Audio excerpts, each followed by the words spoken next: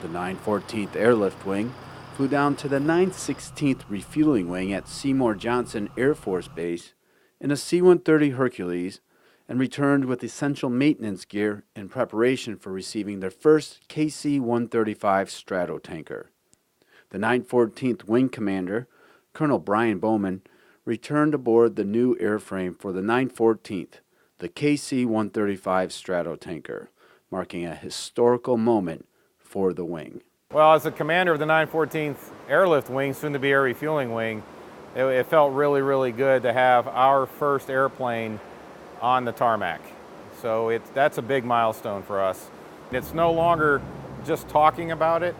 The iron is on the ramp, and that's 99% of, no kidding, this is really happening.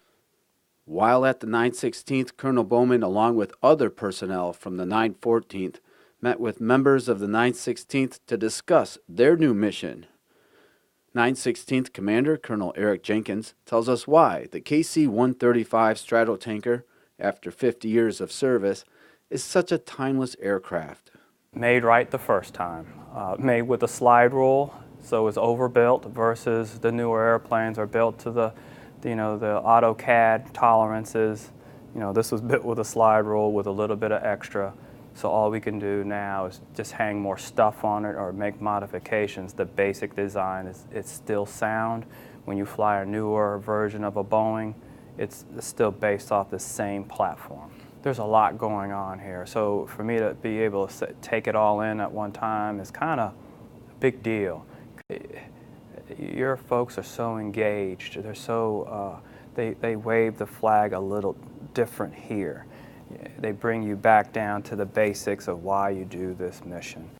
Consistent with the efficient legacy of the 914th, the 916th didn't just fly here, they worked their way here and conducted an air refueling operation on a KC-10.